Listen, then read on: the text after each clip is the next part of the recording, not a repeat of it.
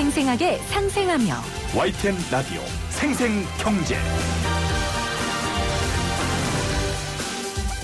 안녕하세요. YTN 라디오 생생경제 김희민입니다. 4차 추가 경정 예산안에 담긴 지원금이 오늘부터 지급됩니다. 가장 먼저 2차 긴급 고용안전지원금이 오늘 지급을 시작하는데요. 지난 6월 1차 지원금을 받은 특수 형태 근로종사자와 프리랜서 50만 명은 별도의 심사 없이 1인당 50만 원씩 받게 됩니다. 1차 지원금을 받지 않은 특수고용 노동자 그리고 프리랜서에 대해서는 2차 지원금 신청을 받아 심사를 거쳐 20만 명을 선정합니다. 1인당 150만 원씩 드리고요. 여러 가지 제출해야 할 서류가 있으세요. 신청자는 사업주가 발급한 노무 제공 사실 확인서 등 노무 제공을 입증할 수 있는 서류가 있어야 되고요. 국세청에서 발급한 소득 금액 증명원, 또 지난해 통장 입금 내역 등을 제출해야 됩니다. 소상공인 새희망 자금도 오늘부터 신청하실 수 있고요. 올해 추석 풍경, 가족과의 만남도 풍성한 명절 음식도 다른 데보다 없을 텐데요. 이 지원금이 위로가 됐으면 좋겠습니다. 2020년 9월 24일 YTN 라디오 생생경제 지금 시작합니다.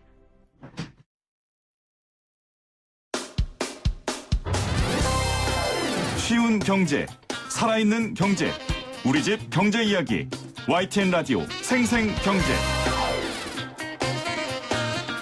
오늘 가장 뜨거운 경제 뉴스를 제일 생생하게 전해드리는 시간입니다.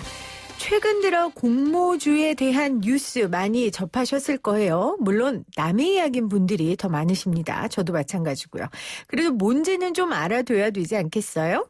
박 회계사처럼 공모주 투자하기의 저자 박동흠 회계사와 함께 오늘 공모주 관련된 얘기 나눠볼게요. 회계사님 어서 오세요. 네, 안녕하십니까. 반갑습니다. 네, 반갑습니다. 제가 회계사님 칼럼도 평소에 받고 뭐 이런 투자 관련돼서 좀 남다른 식견이 있으신가 봐요. 회계사신데. 제 주로 하는 일이 네. 이제 증권사나 은행 쪽에서 이제 임직원들 대상으로 뭐 재무제표나 투자 관련된 이제 이런 강의를 네네. 주로 하고 있거든요. 그래서 아무래도 좀 오래 하다 보니까는 그런 것도 있고 일 자체가 어쨌든 기업에 대한 일이다 보니까는 예, 연관성이 좀 있죠. 그러니까 이제 개인 뭐 투자 자문을 하시는 건 아니지만 기업들의 재무제표라든지 기업들의 현재 상황들을 보는 일을 하다 보니까 어떤 기업에 투자하면 좋을지 눈이 나름대로 생기신 거예요. 네, 오래 하다 보니까 그런 것도 있고, 그다음에 네. 이제 강의도 이제 워낙에 오래 하다 보니까는 이제 증권사 같은 경우에는 특히 이제 또 최신 기업 사례들 많이 또 봐야 되다 그렇죠. 보니까는 네. 예. 그래서 아낌없이 오늘 이 공모주에 대한 이야기를 해주십시오. 네. 오늘 제가 이 검색창에 공모주 치니까요. BTS의 그 빅히트 엔터테인먼트가 나오고요. 네. 카카오뱅크가 나오더라고요. 네. 다 핫한 기업들이잖아요. 네. 공모주가 최근 핫한 거 맞죠? 네. 올해가 아마 사실은 2014년이 굉장히 핫했었는데 거의 6년 만에 다시 지금 끌어오르는 분위기인 것 같아요. 2014년도에는 어떤 기업이 공모주로 이렇게 올라갔습니까? 그때 이제 국민주라고 할 수 있는 제일모지. 그러니까 지금의 삼성물산이 아하. 있었고, 삼성 SDS 있었고, 아하. 그다음에 쿠쿠전자 있었고, 굵직한 게 사실 그때가 더 많았었는데, 올해가 어쨌든 좀 더 핫한 것 같아요. 그 비교를 해보자면 어떻게 내용이 다를까요? 예를 들면 그 당시에 핫하긴 했지만 참여하는 정도는 올해가 훨씬 많지 않습니까? 네. 그렇죠? 네, 제일모직 때가는 개인 청약할 때 한 30조 원이 들어왔는데 이번에 아시다시피 카카오 게임즈 할 때 한 58조 정도 들어왔으니까는. 네. 근데 사실 SK바이오팜 때도 30조 조금 넘어가지고 그냥 네. 규모상 차이가 없겠다 싶었는데 이제 사실은 카카오 게임즈가 거의 새로운 그 분수령이었다라고 봐야 될 것 같아요. 그리고 또 배경이 우리가 동학개미운동이 시작됐잖아요. 네. 그 당시에는 그런 게 없었고 그러다 네. 보니까 주식에 관심 있는 사람들이 절대적인 수가 늘어났고 자연스럽게 공모주에 관련되고 관심 갖는 사람들이 늘어난 것 같습니다. 그래서 지금 이 책 박 회계사처럼 공모주 투자하기 책이 원래 5년 전에 나온 책인데 네. 너무 핫해서 지금 개정판 다시 쓰셨다면서요? 네, 갑자기 그 바이오팜부터 뜨거워져가지고 네. 한 달 동안 거의 밤새가며 썼습니다. 갑자기 갑자기 책이 팔렸어요. 네. 와, 이것만으로도 공모주가 얼마나 뜨거운지 알겠네요. 그렇죠. 처음 하시는 분들도 많고, 그러니까 저도 개인적으로 지금 연락을 굉장히 많이 받고 있어요. 처음 주식에 전혀 관심 없던 분들도 시작을 많이 하더라고요, 보니까. 네, 맞습니다. 자, 오늘 그래서요, 이 책을 좀 청취자분들께 선물로 드릴게요. 인터뷰 들으시면서, 공모주 나도 좀 한번 관심 갖고 해보자 하시는 분들, 샵 0945, 우물정 0945로 문자 보내주시면 저희가 몇 분 선정해서 박회계사처럼 공모주 투자하기에 이 책을 좀 선정해서 보내드리도록 하겠습니다. 사실은 생생경제에서도 공모주에 관련돼서 몇 번 방송을 했어요. 근데 이제 그때마다 뭐 이거 돈 있는 사람들이 하는 거 아니야? 뭐 이런 생각 했거든요. 근데 회계사님 책까지 내셨으니까 회계사님 부자신가 봐요. 그 사실은 편견일 수도 있을 것 같아요. 왜냐하면은 이제 사실 돈이 많으면 많을수록 좋기는 하는데 네. 이 공모주 청약 그 이제 흐름을 보면은 그러니까 청약하고서 그 다음 날 다시 돈이 환급이 되기 때문에 사실 이제 이틀 동안 어떻게 돈을 끌고 와서 그 이자 비용만 지불을 한다라는 개념을 생각하면은 사실은 네. 나쁜 빚은 아니거든요.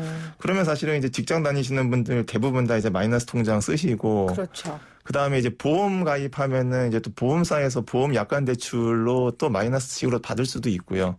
그 다음에 요즘은 또 마이너스식이 워낙 많다 보니까는 뭐 연금도 있고 펀드도 있고 사실은 방법만 잘 찾으면은 그러니까 이틀 동안 이자를 지불해서 어쨌든 수익을 낼 수 있는 그런 구조다 보니까는 현금이 없어도 해볼 수 있는 거고 그다음에 카카오게임즈나 SK바이오팜이 워낙 뜨겁긴 했지만은 사실은 1년 동안 새롭게 상장한 공모주가 80개 정도 제가 세보니까는 한 80개 정도거든요. 네. 기회가 사실 굉장히 많아요. 네. 근데 부지런해야 됩니다. 왜냐하면 이게 좀 귀찮거든요.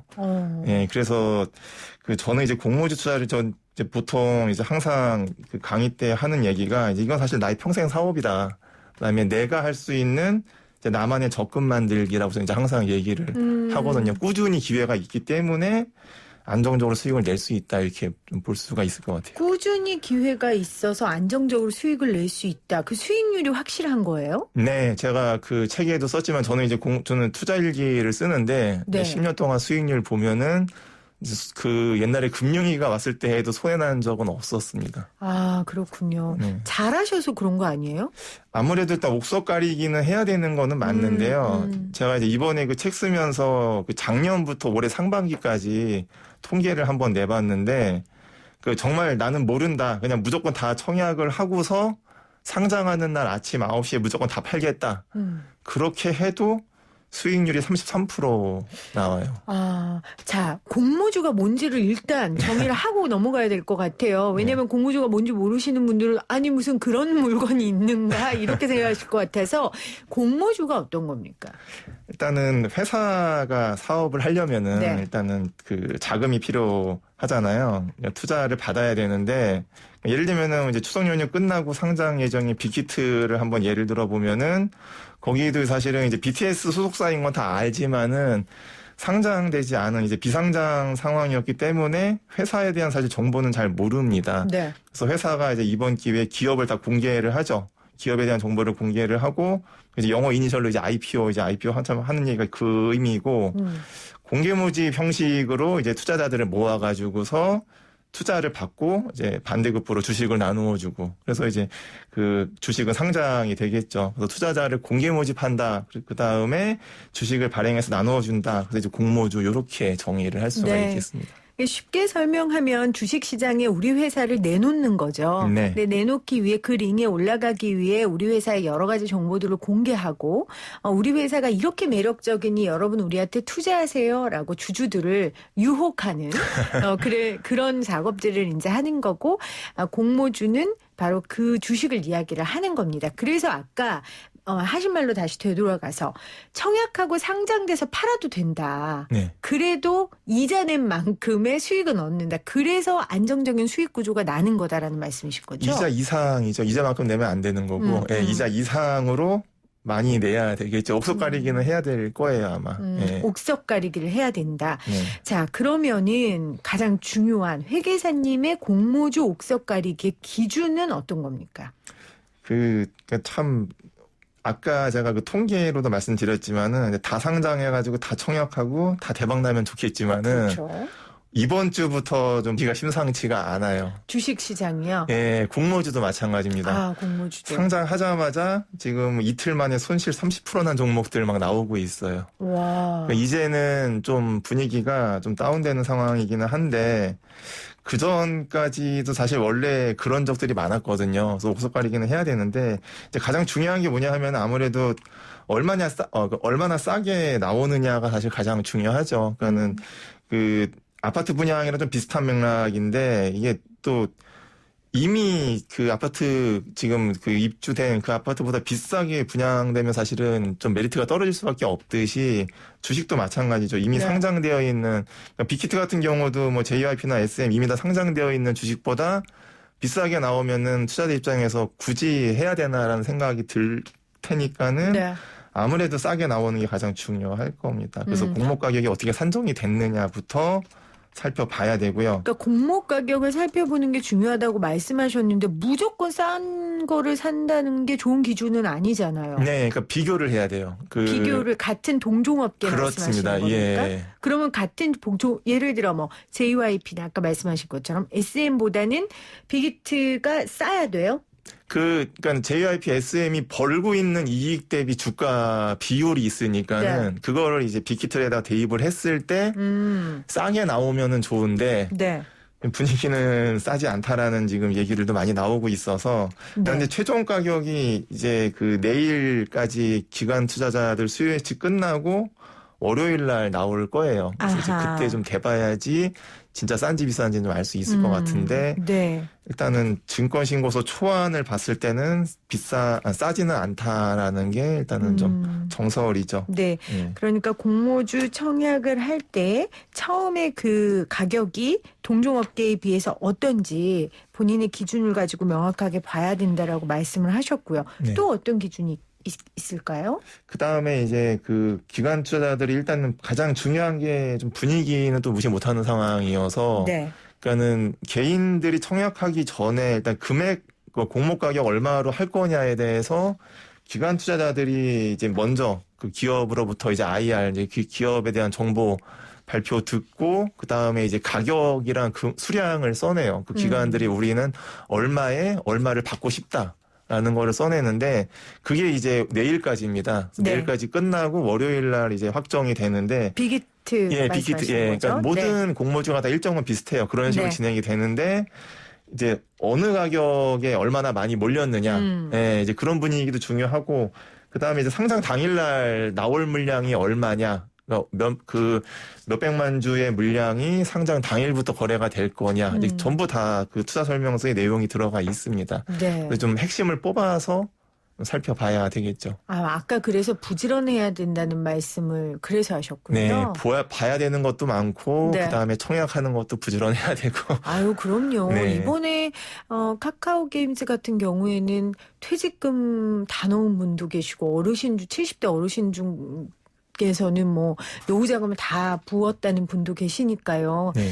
그만큼 기준을 가지고 잘 살펴봐야 할 텐데 또 기준이 있습니까? 설명해 주실 만한? 제가 그 책에다가 이제 한 7가지 포인트 정도로 제가 이제 요약을 해놨었는데요. 네. 그게 이제 7가지 포인트가 보면은 뭐 여러 가지가 있습니다. 제가 그걸 쓴 이유가 투자 설명서가 이제 청약하기 한 하루나 이틀 전쯤에 나오거든요. 아, 굉장히 급하네요. 그 초안이 물론 있기는 한데 이제 확정된 공모 가격으로 다시 이제 그 업데이트를 해야 되기 때문에 근데 그 분량이 A4 용지로 한 400페이지 가까이 돼요. 양이 굉장히 많습니다.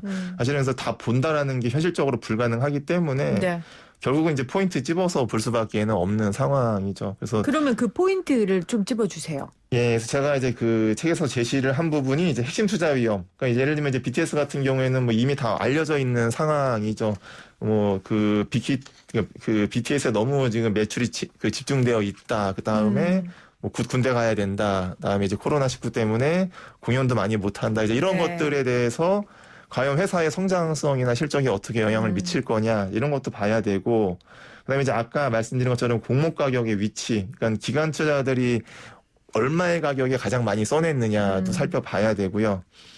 그다음에 그 이제 유사기업하고 비교해가지고 싸냐 비싸냐. 아까 이야기한. 예. 그러니까 빅히트 같은 경우에 아까 비싸다고 한 또 하나의 근거가 그러니까 유사기업이 이제 우리가 알기로는 보통 이제 SM 그 JYP인데 오히려 SM은 빠져 있고 이제 작은 회사들 몇 개 더 들어오고 그다음에 또 의외로 카카오나 네이버를 또 유사기업으로 선정을 해가지고 그래요? 예. 그러니까 최근에 주가가 굉장히 급등했었던 기업들이다 보니까는 시장에서도 어쨌든 간에 부정적인 또 의미를 또 부여를 하는 게 아무래도 좀 이 회사가 과연 유사기업이 맞느냐에 대해서도 생각을 해볼 필요도 있고요. 네. 그다음에 이제 아까 또 말씀드린 것처럼 그 유통 가능 물량, 상장 당일날 나올 물량이 얼마나 많느냐. 왜냐하면 한꺼번에 물량이 막 쏟아지면은 그러니까 파는 사람은 많고 사는 사람은 없으면은 그렇죠. 예, 떨어지겠죠. 주가가 떨어질 수밖에 네, 없는 네. 거니까. 그다음에 이제 뭐 회사가 왜 기업 공개를 했느냐. 그 돈 가지고서 뭐 할 거냐를 봐야 되겠죠. 기업을 성장을 시킬 건지 투자를 해줬더니 그 돈 가지고 빚 갚는 데 쓸 건지 이런 아하. 것들도 봐야 될 거고. 네. 그다음에 나머지는 이제 가장 기본적인 거죠. 뭐 하는 회사고 이제 돈을 어떻게 벌고 있고 얼마나 회사가 성장을 해왔느냐 이런 것들 보면은 될 것 같습니다. 네. 자, 오늘 공모주에 관련된 이야기 하고 있습니다. 박 회계사처럼 공모주 투자하기의 저자 박동흠 회계사와 함께하고 있는데요. 어떤 기준을 가지고 공모주를 봐야 하는지 7가지 기준을 제시해 주셨어요. 첫째, 핵심 투자 위험을 파악하자. 두 번째, 공모가의 위치를 파악하자. 세 번째, 유사기업들과 비교해서 싼 편인지. 네 번째는 시장에 어느 정도 주식수가 나올 것인지. 다섯 번째, 왜 이 회사는 기업 공개를 결정했는지. 여섯 번째는 어떤 사업을 하는 회사인지. 마지막으로 회사의 재무상태 손익은 어떠한지. 이 7가지를 제시해 주셨습니다. 샵 0945 우물정 0945로 문자 보내주신 분들께 이 책을 저희가 몇 분 선정해서 보내드릴게요. 1416님이 새싹이신데 저 책 주세요. 생생경제 너무 유익해서 듣는데 박 회계사님 책으로만 항상 보다가 라디오로 들으니 너무 반가워요 하셨네요. 아시는 분인가 봐요, 회계사님은. 제가 그 블로그랑 이제 뭐 페이스북 하는데 좀 그 이웃분들이 많으세요. 한 네. 25,000명 이상 되시거든요. 와, 네. 그렇군요. 네. 투자에 관심 있는 분들이 아무래도 우리 회계사님의 글을 많이 접하셨는데 오늘 생생경제를 통해 접해서 너무 좋다고 하셨고요. 8220님은 책 받고 싶어요. 관심 너무 생겨요. 생생경제 잘 듣고 있습니다. 경제에 대해 쏙쏙 이해되고 있어요. 대부분. 이렇게 남겨주셨고요. 2195님은 처음으로 주식 투자를 해보려고 합니다. 공모주 청약을 하려면 가장 먼저 해야 할 일은 무엇인가요? 이렇게 남겨주셨는데 아까 전에 말씀 주신 것처럼 여러 가지 시장 조사하고 그 다음에 뭐 하면 됩니까? 가장 계좌를 중요한 줍니까? 게 맞습니다. 계좌가 있어야 됩니다. 네. 모든 계좌 다 되는 게 아니고 이 주관사라고 이제 표현을 하는데 네. 그러니까 빅히트 같은 경우에도 한 4군데 증권사에서 청약을 받으니까는 거기서만 해야 되거든요. 네. 그러니까 일정부터 확인을 해야 돼요. 언제 청약을 하는지. 그러려면은 이제 계좌도 터야 되고 일정도 확인해야 되고 거기서부터 시작점입니다. 아, 일단 계좌를 트면 됩니다. 그러면 혹시 주식을 안 하시는 분들도 공모주 먼저 시작해도 돼요? 그게 아마 가장 마음 편한 방법일 수도 있어요. 아, 그래요? 네, 왜냐하면은 제가 아까도 말씀드렸지만은 손실나는 적이 없다라고 말씀드렸다시피 싸게 나온다라는 게 일단 기본 원칙이다 보니까는 예. 가장 아마 마음 편하게 할 수가 있을 겁니다. 그러니까 지금 저위험, 우리가 보통 고위험, 뭐 저수익, 고위험, 고수익 이러는데 저위험, 수익은 중수익이라고 제가 중수익. 그러니까는 1억 천금 노리는 거는 아니고요. 네. 꾸준히 안정적으로 그러니까 아까 제가 적금 만들기라고 표현을 한 이유가 그렇게 이해를 하시면 될 것 같아요. 아니 근데 SK 바이오팜도 그랬고 카카오 게임즈도 그렇고 중수익 아니고 고수익 아니에요? 그거는 저는 이제 보너스라고 생각을 합니다. 까치박.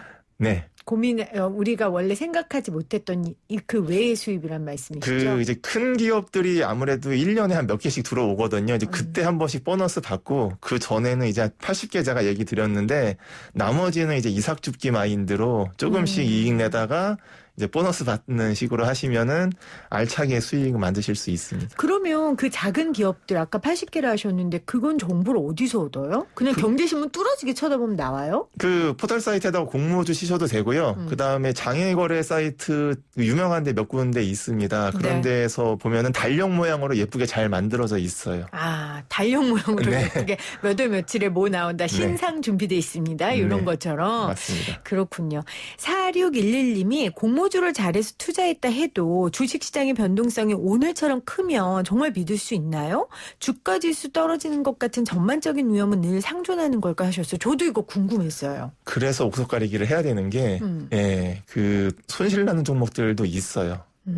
근데 대부분 다 수익 나기 때문에 연 전체로 따지면은 이익인데 만약에 옥석을 잘못 가리면은 손실만 또 맞으실 수도 있죠. 그 손실이라는 게 시초가가 예. 공모가보다 낮은 거죠? 10% 미만부터 시작을 할 수가 있거든요. 네네. 거기서 만약에 하한가 가면은 37% 손실이니까는 정말 잘 선별을 해야 되죠. 아니 그런데 우리가 사실은 망한 사람 얘기는 들을 수 없고 성공한 사람 얘기를 듣는 것처럼 이번에 무슨 따따상 뭐 그렇잖아요. 네, 근데 다 그런 건 아니라는 거죠? 맞습니다. 예. 아 그렇군요. 알겠습니다. 옥석을 가려야 한다라고 말씀해 주셨고 옥석의 기준들을 이야기해 주셨습니다. 자 그러면 회계사님은 이 공모주를 재미 좀 보셨어요? 저는 이제 14년, 10년 아까 그 수익률도 책에다가 썼다라고 말씀드렸는데 그 근데 수익률은 큰데 수익금은 많이 크지는 않아요. 아까도 말씀드렸다시피 이제 그 이삭줍기 마인드로 하다가 중간중간에 보너스 받는 개념이기 때문에 그래서 2014년이나 이제 올해 같은 해에는 뭐 한 연봉의 반 정도까지 나오는 해도 있고 와. 그 다음에 대기업들 잘 안 나오는 해에는 그냥 한 몇 달치 월급 정도. 근데 그것도 사실 굉장히 부지런하기 때문에 받는 거죠. 이 공모주 절차를 제가 8단계로 제가 써놨는데 일정 확인부터 매도까지 사실은 그걸 전부 다 하려면은 굉장히 부지런해야 됩니다. 실패하신 적도 있으실 거 아니에요. 네. 그때 어떤 기업 이름을 말씀하시는 필요는 없고 내가 이 부분을 놓쳐서 이땐 실패했다라는 그 기억이 있으세요? 그게 이제 그런 거죠. 혹시나 했더니 이제 역시나 되는. 예. 그러니까 조금 이제 알만한 기업이니까는 그래도 회사 이름이 있으니까는 조금 비싸게 나와도 되겠지 싶었다가 이제 안 되는 경우들도 있는데 네. 그러니까 실패하는 경우도 물론 있기는 한데 다른 종목들이 다 이익을 내주니까는 1년 단위로 결산을 하면은 결국 연 전체로는 손실 날 수가 없는 구조죠. 지금 1141님이 기업 공개하는 이유를 보라고 하셨는데 이 진짜 이유를 어떻게 알 수 있나요? 이렇게 보내주셨어요. 그 투자 설명서에 자금의 사용 목적이 나옵니다. 그게 투자자들의 귀한 돈을 가져가는 회사가 그거 오픈 안 하면은 안 되잖아요. 아니 근데 거기에 예를 들어 빚을 갚겠다고 한들 네. 거기다가 주신 돈으로 빚을 갚겠습니다. 이렇게 쓰진 않을 거 아니에요. 그걸 어떻게 가려요? 그거 제대로 안 쓰면은 의심해봐야 된다. 그 사실은 이제 법상으로도 문제가 돼요. 왜냐하면 증권 집단소송법이 있기 때문에 투자자들에 대한 기본적인 보호는 해야 되는 거거든요. 네. 네, 물론 이제 정말 비도덕적인 회사들이 그렇게 안 하는 경우도 물론 있겠지만은 원칙적으로는 다 그렇게 해야 됩니다. 예. 그러니까 허위사실 공시는 위법이기 때문에 네. 정말 거기에 써 있는 대로 진행돼야 된다는 거죠. 네, 그렇습니다. 근데 사실 기업 활동이라는 게 예정대로 안 되고 예상대로 안 되는데 처음엔 투자를 받으려고 기업 공개를 했다가 이제 그 돈으로 급한 재정 상황이 생겨서 메꿀 수도 있잖아요. 그렇게 되는 경우들도 물론 있긴 하겠지만은 네. 그 이제 투자 설명서를 읽어보면은 이 회사가 성장을 하기 위한 회사인지 그게 보입니까? 보이죠. 예를 들면은 요즘 뭐 핫한 뭐 2차 전지나 이런 회사들 상장할 때 되면은 여기는 공장을 져야 되니까는 나올 수밖에 없는 상황일 거고 그다음에 재무 구조가 너무 안 좋은 회사들 같은 경우는 딱 봐도 빚이 너무 많으니까는 예. 그렇군요. 예. 그래서 이제 옥석 가리기의 일종이죠. 그것도 역시. 예. 9842님이 연봉이 7천만 원이고 한 달에 300만 원 정도 저축을 하는 직장인인데요. 얼마를 투자하는 게 공모주에 적정하다고 보세요? 확신이 있다면 빚을 좀 내서라도 공모주 해봐도 될까요? 해야 되죠. 해야 된다. 그 요즘 이제 유행한 말이 이제 공모주 때 유행했던 말이 영혼까지 끌어모은다라는 말을 하는 그거 이유가 부동산에 유행했던 건데 영끌. 네. 왜냐하면은 경쟁률이 너무 세지니까는 지금 그러니까 아까 30조가 가장 많이 들어왔었는데 갑자기 막 58조 들어오는 거는 개인들도 있지만은 회사들도 지금 들어온다라는 얘기거든요. 네. 예를 들면 뭐 중소기업 그래서 이제 자금 가지고 들어오는 경우도 있으니까는 경쟁률이 세지면 아무래도 이제 n분의 1 개념이기 때문에 받는 양이 적어지죠. 그래서 확실한 거는 정말 영혼까지 끌어모아야 되고 그 다음에 확신이 안 쓰는 경우에는 아무래도 이제 좀 수량 조절을 할 필요는 있을 겁니다. 네. 5141님. 저도 주린이로 공모주 SK바이오팜에 참여했었습니다. 높은 금액을 넣어야 하는지 모른 채로 넣었다가 한 주도 청약받지 못했습니다. 그렇다고 무턱대고 높은 금액을 넣기도 무섭고요. 공모 금액을 어떻게 넣어야 적절한 수준일까요? 하셨네요. 네, 그게 사실 굉장히 이제 어려울 수밖에 없는데, 그래서 그 아까 7가지 포인트를 제시를 한 게 사실은 공부를 해야 돼요. 이게 공부 안 하고서 네. 배팅을 할 수는 없는 부분이기 때문에 이제 하다 보면은 아마 노하우가 쌓이실 겁니다. 이게 다 연끌을 해야 되는 상황인지 아니면은 하지 말아야 되는 상황인지에 대해서는 이제 네. 계속 하셔야지만 노하우가 쌓일 것 같아요. 네. 2195님은 계좌 개설 시 초기 개설 비용은 얼마인가요? 없습니다. 네, 없습니다. 은행 가서 계좌 투는 거랑 똑같은 거죠? 요즘은 비대면이라서 네. 집에서 하셔도 됩니다. 아, 그렇군요. 8765님은 업종의 트렌드와도 상관이 있냐며 아마 우리 주식 같은 경우에 이제 테마주 같은 거 있잖아요. 네. 어떻게 보세요? 요새는 아무래도 올해 같은 경우에 특히 뭐 이제 2차 전지, 바이오 업종은 거의 다 나오는 족족 다 흥행했고, 그다음에 아무래도 좀 전통 산업들이 좀 힘들 수밖에는 없죠. 없다. 예, 네. 성장이 중요한 것 같아요. 요즘 같은 경우에. 근데 또 성장할 가능성이 있는 기업들이 기업 공개하고 주식시장에 들어오지 않겠어요? 아무래도 그런 회사들도 많은데 이제 재무 구조가 힘들어지니까는 네. 들어오는 경우들도 있죠. 근데 그거는 잘 보라고 하셨잖아요. 보인다면서요. 네. 알겠습니다. 6654님은 SK바이오팜처럼 대기업에서 계열사 형태로 공모주를 하는 게 좋나요? 아니면 아예 새로운 스타트업이나 이런 기업이 더 좋을까요? 하셨어요. 안정성 측면에서는 아무래도 좀 대기업이 그러니까는 좀 잘 되어 있는 면들이 있으니까는 네. 근데 물론 이제 스타트업들 중에서도 이제 양질의 기업들도 굉장히 많아요. 제가 아까 80개 기업 얘기를 한 이유가 그 이제 바이오팜이나 카카오 게임즈 놓쳐가지고서 굉장히 좀 아쉬워하시는 분들도 많은데 80개 중에서 사실은 더 좋은 것들 많이 나왔었습니다. 이제 그거 이제 놓치고 하시면 더 많거든요. 네. 왜냐하면 중소기업 청약할 때 아까 카카오 게임즈가 한 58조 들어왔는데 중소기업 때는 한 5조도 안 들어오는 경우들도 많거든요. 그만큼 경쟁률이 치열하지 않고. 네. 그래서 이제 의외로 더 거기서 많은 수익이 해볼 수도 나오는 있고.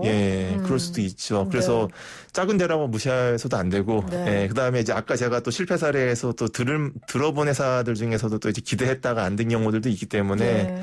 뭐 또 딱히 뭐가 좋다 나쁘다는 볼 수는 없겠지만은 그래도 이왕이면은 뭐 실내 처음에 특히 시작하실 때는 아마 좀 큰 데가 조금 더 마음 편하실 수는 있겠죠. 네. 알겠습니다. 오늘 이 공모주에 관련된 이야기 들었습니다. 박 회계사처럼 공모주 투자기의 저자 박동흠 회계사와 함께 있습니다. 회계사님 오늘 여러 가지 공모주에 관련된 지식 그리고 질문에 답해 주셔서 고맙습니다. 네, 고맙습니다. YTN 라디오 생생경제 2부 원래 오늘 조정훈 시대전환 의원과 함께하는 시간이죠. 입법노동자 조정훈의 생활정치인데요.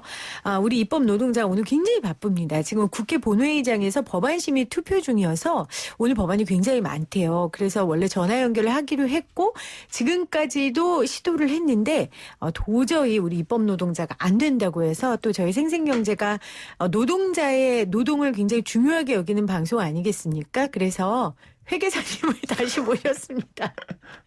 어서 오세요, 회계사님. 네. 이게 생방송의 매력이죠. 네, 그렇죠. 또 우리 입법 노동자 국회의원이 노동을 잘해야 국민들이 편안하니까요. 그럼요. 오늘 네. 그분 좀 이해해 드리도록 하고요. 네. 네, 자, 지금 오늘 퀴즈의 정답이 공모주였거든요. 네, 많은 분들이 정답 보내주셨어요. 2259님 공모주 잘 듣고 있습니다. 4061님 공모주 청약 책 받고 싶어요. YTN 열혈 팬입니다. 주파수 고정입니다. 하셨고 1416님 공모주요 공모주 책 좀 주세요. 제발요. 어떻게 해요 이거 책 많이 주셔야 될 것 같은데. 5209님은 공모주 청약, 아파트 청약만 있는 줄 알았는데 주식 청약도 있네요. 천천히 공부해서 도전해볼게요. 이렇게 남겨주셨고요. 참 많은 분들이 정답 남겨주셨는데 우리 공모주 이야기 말고요. 아까 전에 투자 노트 쓰신다고 하셨잖아요. 네. 그게 뭐예요? 저도 이제 사회생활 처음 시작하면서 재테크를 주식으로 했으니까는, 예.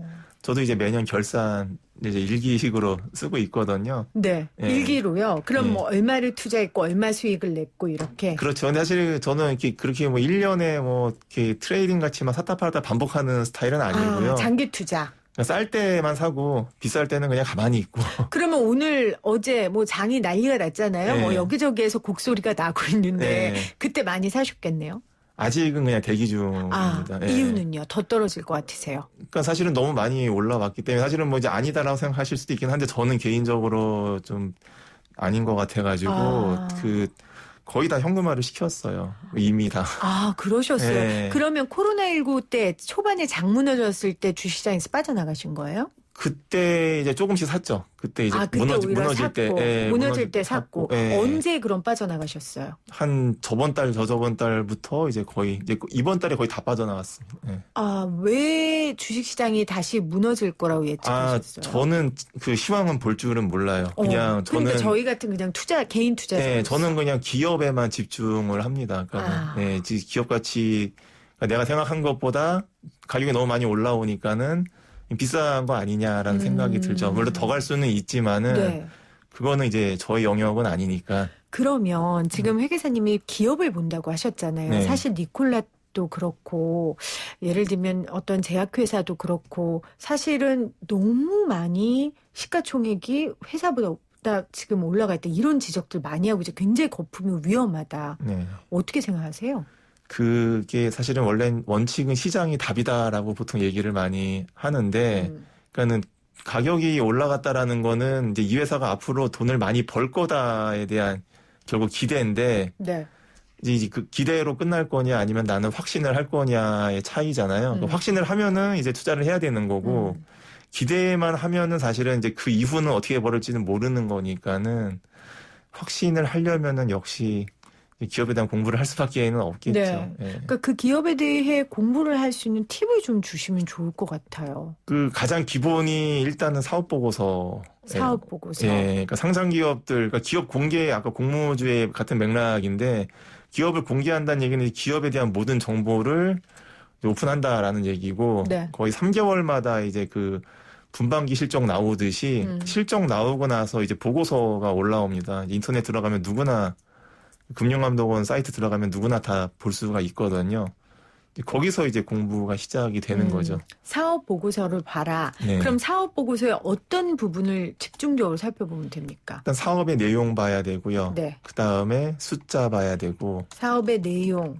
예. 그러면 아까 니콜라 같은 경우에 사업의 내용이라는 게 이제 수소차의 얘기인데 네. 내용은 가능성인데 실체가 지금 없잖아요. 네. 이런 경우는 어떻게 판단해야 돼요? 안 하는 게 맞죠. 지금 니콜라 넣으신 분들 또 곡소리가. 예. 저는 이거 개인적인 생각인데. 네, 그럼요. 예. 네. 저는 모르면 안 하는 게 맞다라고 생각을 하거든요. 왜냐하면 모르는데 하는 거는 그 도박 개념이다 보니까는. 예. 안 하는 게 낫다. 네. 그러면 사업의 내용이 일단 실질적으로 실체가 있는지를 봐야 된다. 그렇죠. 라는 말씀이세요. 예. 그러면 이런 경우 있잖아요. 우리나라는 또 대기업이 워낙 많은 일을 문어발식으로 하니까 어떤 대기업이 새로운 사업을 진출하려고 해요. 근데 실체는 없지만 이 대기업의 재정 상황이라든지 능력은 확실해요. 그런 경우는 투자를 하시겠어요? 아니면 그것도 좀 한 발 뒤로 가셔서 살펴보시겠어요? 일단은 확신도는 조금 더 올라가겠죠. 아무래도 전혀 몰랐던 회사는 아니니까. 네. 근데 사업이라는 거는 이제 잘 될 수도 있고 이제 안 될 수도 있는 부분이니까는 이제 그거는 결국은 이제 그 분석이 굉장히 어려워질 수밖에 없습니다. 그래서 역시 그것도 마찬가지로 투자 성향이 갈릴 수밖에 없을 거예요. 그렇겠죠. 개인의 투자 성향에 따라. 저처럼 이제 보수적인 사람들은 이제 결국은 못할 수밖에 없는 거고 눈에 안 보이는 것들이니까는 이제 눈에 안 보이지만은 믿고 가보겠다라는 이제 그런 투자 성향이 있으신 분들은 또 해볼 만한 투자 방법이 될 수는 있겠죠. 네. 네. 자, 사업 보고서를 보라는 말씀을 해 주셨어요. 다시 투자 일기로 네. 돌아가서 주식 말고 뭐 아주 안정적이고 변동이 없는 자산에 대한 일기도 쓰십니까? 뭐 부동산이나 예금이나 이런 부분도요. 일단은 예금은 정말 사회 초년생 때 적금 들어본 게 거의 마지막인 것 같고, 예. 안 하시는군요. 네. 예금 관련돼서는. 네. 그다음에 부동산은 원래 관심이 별로 없었고, 이제 저는 어쨌든 그 업 자체가 이제 기업 돌아다니는 일이다 보니까는 네. 어떻게 돈을 벌고 있나가 이제 관심사였다 보니까 그냥 재테크는 저는 주식만 쭉 해왔었어요. 예. 주식만. 네. 그러면은 뭐 공모주도 당연히 주식이고 주식에 대한 기본적인 시작이 있었기 때문에 공모주까지 가신 거잖아요. 아까 잠깐 주식 예측도 해주셨지만 앞으로 한두 달은 어려운 거다. 계속 파란불일 거다. 그거는 저도 모르겠습니다. 저는 네. 그냥 제가 이제 관심 있는 회사들 가격이 내려오는 것만, 그러니까 내려올 때는 어쨌든 사야 되는데 이제 그때 필요한 건 용기고, 그 다음에 올라갔을 때는 네. 이제 팔아야 되겠죠. 그때 필요한 건 담대함일 거고요. 그러면 주식을 투자하실 때 우리가 이름만 들면 알만한, 예를 들어 존리 대표 같은 경우에는 업종의 대표 업체들한테 넣어놓고 장기 투자해라 이렇게 네. 말씀하시잖아요. 네. 회계사님은 어떻게 조언하시겠어요? 그 맞는 얘기기는 해요. 왜냐하면은 기업 성장을 하면은 당연히 자본도 커질 거고, 그 다음에 기업 가치는 알아서 비례해서 올라갈 거기 때문에 맞는 얘기기는 한데, 네. 근데 이제 타이밍에 대한 거는 우리가 서로 다 확신할 수 없는 거기 때문에 이왕이면은 싸게 사는 게 맞는 방법이겠죠. 그래서 저도 그 이론에는 동의는 하는데 어쨌든 간에 투자자 입장에서 기회비용도 있을 거니까는 최대한 싸게 사야 된다. 그다음에 적정 가치에 팔아야 된다라는 원칙을 가지고서 가는 게 맞을 것 같습니다. 네. 자, 0976님이 회계사님 줍줍의 대가 같으신데 줍줍도 기준이 있잖아요. 얼마나 떨어지면 줍줍하세요? 그 저는 제가 항상 그 강의 가서 항상 하는 얘기가 네. 기업의 가치라는 게 그거예요. 그러니까 얼마를 갖고 있느냐, 네. 얼마를 벌고 있느냐. 사실 개인하고 똑같은 얘기죠. 부자를 얘기를 할 때 자산이 얼마냐, 그다음에 연봉이 얼마냐 따지듯이 회사도 마찬가지잖아요. 그러니까 얼마 갖고 있고 얼마 벌고 있느냐 가지고서 가치를 매긴 다음에 그게 이제 지금 시장 가격보다 싸냐 비싸냐 가지고서 판단을 하는 거죠. 예를 들면은 뭐 한 100억 정도 가지고 있고 100억 정도 벌고 있는 회사인데 시장에서 한 50억 정도의 거래가 되고 있다. 그럼 굉장히 싼 거고. 그렇죠. 예. 근데 그러니까 지금 이 주식이 얼마에 팔렸고 샀느냐를 기준으로 두지 말고 네. 그 기업의 가치에 비해 이게 어떻게 평가됐는지 그런 그렇죠. 말씀이시죠. 기업 전체를 봐야 돼요. 그러니까는 투자자들이 항상 가장 실수 많이 하는 게 네. 10만 원일 때는 비싸 보이고 5만 원은 싸 보이거든요. 근데 시가총액으로 봐야 돼요. 그렇죠. 네. 그렇군요. 2198님은 공모주 청약 이후에 몇 % 수익 정도 나면 매도를 하시나요? 계속 가져가는 주식과 수익 실현을 하는 주식의 기준은? 다 다릅니다. 그러니까는 저 같은 경우에는 사실은 공모주가 가장 싼 시점이다라는 가정하에서 계속 성장하는 회사면은 뭐 한 5년 가져간 적도 있었고요. 그다음에 이 상장하자마자 또 갑자기 막 급등해 버리면은 이거는 사실 이미 지금 벌써 몇 년치가 반영이 돼 버린 거니까는 또 빨리 팔아야 되는 거고. 그럼 그때 빨리 빠져나오고. 네. 그래서 그때는 이제 그 상승세가 꺾이면 바로 팔아야 되는 거고, 그 다음에 처음부터 또 가격이 안 붙는 경우들도 있어요. 분명히 네. 회사 사업 내용 좋고 실적 잘 내는 회사인데 오늘 같은 이제 분위기 안 좋은 날 같은 경우에는 또 제 값을 못 받으니 그때 이제 기다려야 되겠죠. 손절도 하세요? 손절은 안 합니다. 왜냐하면은 회사가 실적 나는 거를 확인을 했고 사업 내용 봤기 때문에 예. 아예 손절할 만한 회사는 투자를 안 하시는군요. 그렇죠. 예. 알겠습니다. 오늘 회계사님과 우리 입법 노동자가 펑크를 내는 바람에 우리 회계사님과 지금 2부까지 같이 이어서 했는데 들어보니까 결국은 투자할 때 본질을 봐야 된다는 거 거품보다 그 이야기고요. 공부하라는 말씀을 계속 해주셨어요. 기업에 대한 공부. 그리고 여러분 다 잘 아시는 내용이겠지만 투자는 개인의 선택이고 개인의 책임이라는 거. 박 회계사님한테 책임 물으셔도 안 되고 저한테 물으셔도 안 됩니다. 여러분의 개인의 책임이라는 거 다시 한번 말씀드립니다. 감사해요, 회계사님. 네, 고맙습니다. 네, 고맙습니다. 지금까지 박동음 회계사였습니다. 네, YTN 라디오 생생경제 함께 하셨습니다. 지금 북한 관련 뉴스로 많은 분들 놀라셨고, 분노하셨고, 충격받으셨을 것 같아요. 저도 뭐, 마찬가지입니다. 지금 속보 나오고 있는데요. 통일부에서 북한군 비무장지대에 우리 국민에게 총격을 가한 건 반인륜적인 행위다라고 이야기하고 있습니다. 관련된 뉴스가 앞으로 계속해서 나올 것 같네요. 여러분들 YTN 라디오 통해서 계속해서 뉴스 접하실 수 있습니다. 한 가지 여러분께 좀 안내를 해드리면요. 청년 자살 예방을 위한 간담회가 있습니다. 국회 긴급 간담회고요. 저희 생생경제 지난주 화요일에 나오셨던 더불어민주당 정춘숙 의원께서 하시는 간담회입니다. 마음 처방전의 주치인 김현수 센터장이 발제를 맡았고요. 20대들, 20대 여성들, 또 20대 청년들이 최근에 왜 이렇게 힘든지 함께 문제를 분석하고 대안을 논의하는 시간입니다. 관심 있으신 분들은 문자, 저희 샵 094 우물정 094로 문자 보내주시면 자세한 정보 여러분들께 알려드릴게요. 오늘도 함께해 주신 여러분 고맙습니다. 저는 내일 3시 10분 생생하고 상생한 경제 이야기로 다시 올게요.